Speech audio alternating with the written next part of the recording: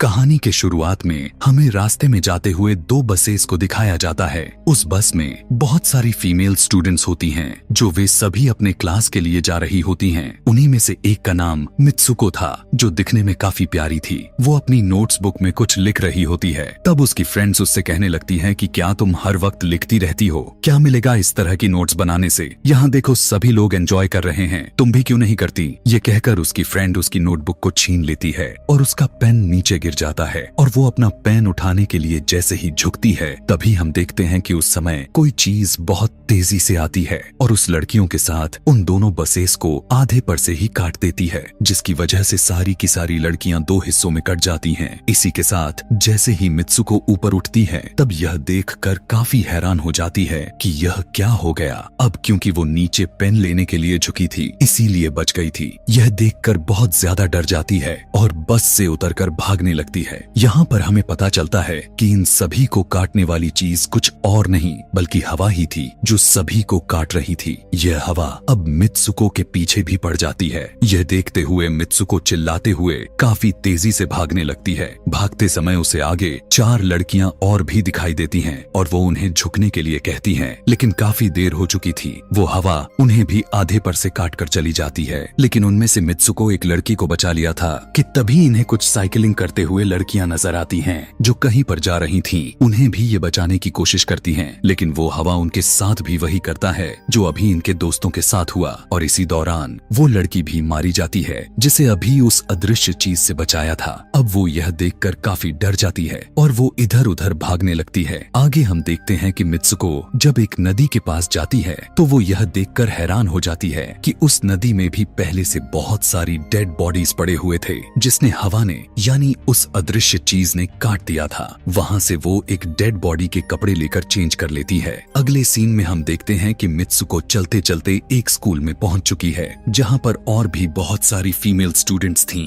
उनका uniform Mitsuko के uniform से काफी डिफरेंट था। यानी यह भी था कि वो तो उनके स्कूल के स्टूडेंट तो नहीं थी कि तभी एक लड़की मित्सुको के पास आती है और उससे कहने लगती है कि तुम कैसी हो? दरअसल देखा जाए तो वो लड़की उसकी बेस्ट फ्रेंड थी, लेकिन मित्सुको उससे पूछती है कि क्या तुम सच में मेरी बेस्ट फ्रेंड हो, क्योंकि उसे कुछ भी समझ में नहीं आ रहा था कि उसके साथ हो क्या रहा है। वो काफी सदमे में थी। यहाँ पर हम यह भी जान पाते हैं कि मित्सुको और उसकी बेस्ट फ्रेंड काफी ज्यादा एक दूसरे को प्यार करती हैं कि तभी वहीं पर तेज हवा चलती है और मित्सुको डर कर बिल्डिंग के अंदर चली जाती है। उसकी बेस्ट फ्रेंड को कुछ भी समझ में नहीं आ रहा था कि ये हो क्या रहा है। वो मित्सुको से पूछने लगती है कि तुम इतना ज्यादा कांप क्यों रही हो और इतना ज्यादा डरी क्यों हो, तुम्हें हो क्या गया है? तब मित्सुको अपने बेस्ट फ्रेंड को सब कुछ बता देती है कि किस तरह से एक हवा का झोंका आया और उसके स्कूल के सभी स्टूडेंट्स को काट कर चली गई। यह सुनकर उसकी दोस्त उसे विंडो के पास ले जाकर उसकी हाथ बाहर निकाल कर कहने लगती है कि ये देखो, ये बस हवा है और कुछ नहीं। यहाँ पर मित्सुको के दिल को कुछ शांति मिलती है और इसे लगने लगता है कि शायद ये मेरा ख्वाब ही हो सकता है। जिसके बाद मित्सुको का बेस्ट फ्रेंड अपने 2 और दोस्तों को लेती है और क्लास को बंद करने का प्लान बनाती है। जैसे ही ये चारों क्लास के बाहर जाने के लिए निकलने ही वाली होती हैं कि तभी वहाँ पर उनकी टीचर आ जाती हैं और उन्हें देख लेती हैं, लेकिन वो चारों वहाँ से भाग जाती हैं। वे चारों भागते भागते एक लेक पर आ जाती हैं। वहाँ पर मित्सुको की बेस्ट फ्रेंड अपने दोनों दोस्तों को भी उसके ख्वाब के बारे में बताती है। तभी उनमें से एक लड़की कहती है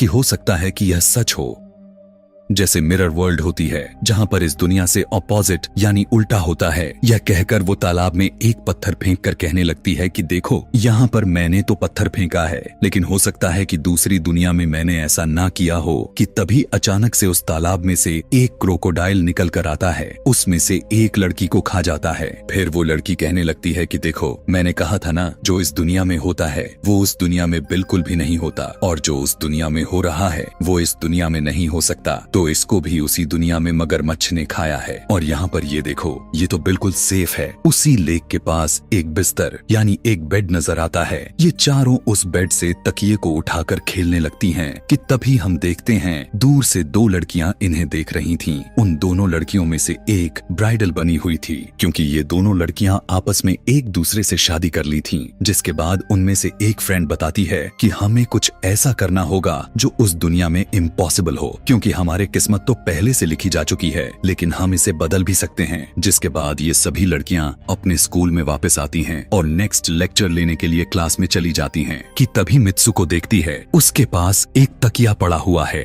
अब जैसे ही वो इस तकिए को उठाने के लिए नीचे झुकती है कि तभी उसकी टीचर पूरे क्लास में गन से फायर करने लगती है और जैसे ही मित्सुको उस तकिए को उठाकर ऊपर देखती है तो उसके क्लास के सभी लड़कियां मारी जा चुकी होती हैं और यहाँ पर एक बार फिर वो बच जाती है जैसे पिछली बार अपने ड्रीम्स में बच गई थी। मित्सुको की टीचर उसके पास आकर कहती है कि तुम्हारी हिम्मत कैसे हो गई, इस क्लास को बंद करने की, तुम्हारा भी मरना तय है। कि तभी उसी वक्त दो लड़कियां और आ जाती हैं और मित्सुको को बचाकर वहाँ से भागने की कोशिश करती हैं, लेकिन एक दूसरी टीचर वहाँ पर आकर उन दोनों लड़कियों को मौत के घाट उतार देती है। अब जितने भी स्टूडेंट्स की जान बच गई थी, मित्सुको उनके साथ बाहर भागने लगती हैं, लेकिन स्कूल की सभी टीचर्स उन सभी लड़कियों पर फायरिंग करने लग जाती हैं। अब यहाँ पर फायरिंग के दौरान सभी लड़कियां जैसे ही वहाँ से बाहर आती हैं तो यहाँ पर हवा उन्हें काट देती है। यहाँ पर अब मित्सुको यहाँ पर एक बार फिर से अकेली रह जाती है और वो वहाँ से भागकर क्राउड एरिया से होता हुआ पुलिस स्टेशन में जाती है। वो वहाँ पर सब कुछ बताने लगती है। उसकी यह बात सुनने के बाद पुलिस वाली लड़की उससे कहती है कि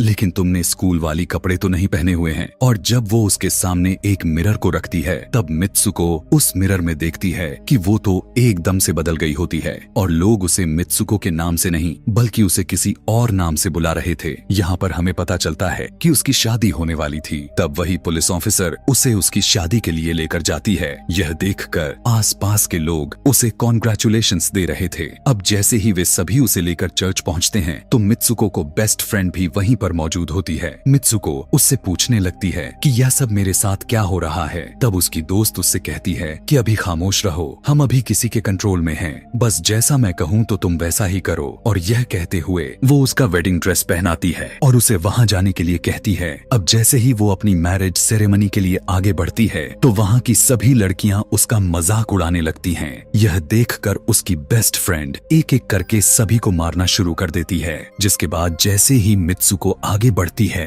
तो उसके ग्रूम की जगह एक ताबूत खड़ा हुआ नजर आता है।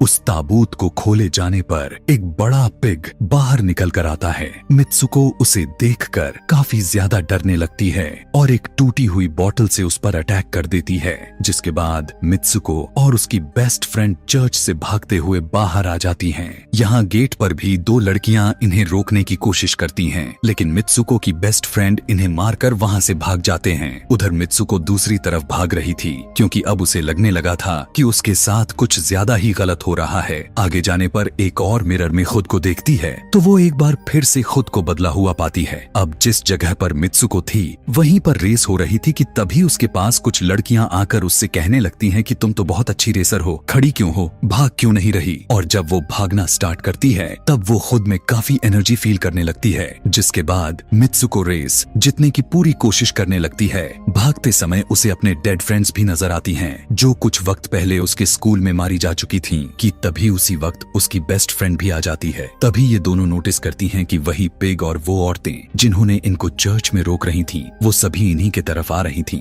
भागते समय कुछ लड़कियां मित्सुको से कहने लगती हैं कि इस दुनिया से बाहर चली जाओ। इसके बाद हम आगे देखते हैं कि मित्सुको भागते भागते एक सुनसान अंधेरी जगह पर आ जाती है। वहीं पर कुछ स्टूडेंट्स नजर आती हैं जिन्होंने यूनिफॉर्म पहना हुआ था। वो सभी लड़कियां मित्सुको से कहने लगती हैं कि हम सभी मरे हुए हैं और तुम्हें भी मार देंगे। लेकिन तभी मित्सुको की बेस्ट फ्रेंड वहां पर आकर उस लड़की को मारकर वहां से मित्सुको को भगा ले जाती है। मित्सुको की बेस्ट फ्रेंड उसे अपना नाम जोर जोर से पुकारने के लिए कहती है, जिस पर मित्सुको अपना नाम जोर जोर से लेने लगती है। इसी के साथ मित्सुको अपना असली रूप में वापस आ जाती है। उसकी बेस्ट फ्रेंड उसे अपना हाथ दिखाते हुए कहती है कि प्लीज मेरे हाथ में जो वायर लगी हुई है उसे बाहर खींच दो ताकि मैं इस दुनिया से बाहर जा सकूं। लेकिन मित्सुको को डर भी था कि कहीं यह वायर खींचने से उसकी जान न चली जाए। और क्योंकि मित्सुको अपने बेस्ट फ्रेंड को काफी ज्यादा प्यार करती थी इसलिए वो ऐसा नहीं करना चाहती थी, लेकिन ज्यादा उसे फोर्स करने पर वो उसकी वायर्स खींच देती है।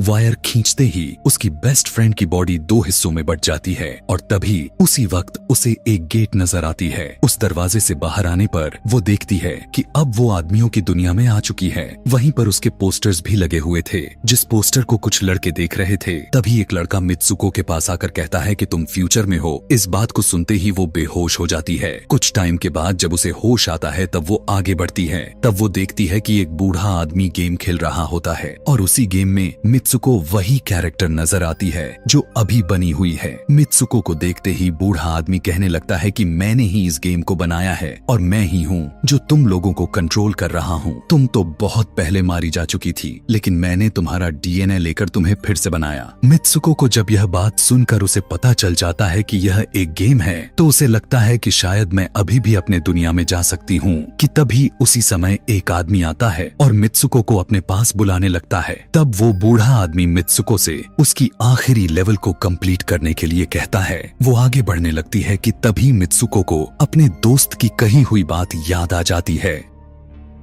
कि अगर हम इस दुनिया में कुछ ऐसा करेंगे जो दूसरी दुनिया में इम्पॉसिबल हो तो तुम इस गेम से बाहर आ जाओगी। और इसी के साथ वो इस आदमी का गला दबा देती है और कहने लगती है बस करो हमारे साथ खेलना। यह कहकर मित्सुको उस बूढ़े आदमी की छड़ी को उठाकर अपने पेट में घुसा देती है, जिस वजह से उसकी मौत हो जाती है। और यहाँ पर हम देखते हैं कि बूढ़ा आदमी यह सोच भी नहीं सकता था कि मित्सुको ऐसा कुछ कर सकती थी और इसी के साथ उसकी डेस्टिनी पूरी तरह से चेंज हो जाती है। वो इस दुनिया में यानी गेम में तो मर चुकी थी, लेकिन असली दुनिया में वो अभी भी जिंदा थी। आगे हमें ये भी दिखाया जाता है कि मित्सुको के बाकी के कैरेक्टर्स भी किसी न किसी वजह से अपने आप को मार लेते हैं और अब वे सभी गेम का पार्ट नहीं थे। अगले सीन में हमें मित्सुको को बर्फीले जगह पर लेटा हुआ दिखाया जाता है और अब वो अपने रियल वर्ल्ड में आ चुकी थी। और इसी के साथ यह दिमाग घुमा देने वाली कहानी यहीं पर खत्म हो जाती है। आगे और भी ऐसे ही एक्सप्लेनेशन मूवीज देखने के लिए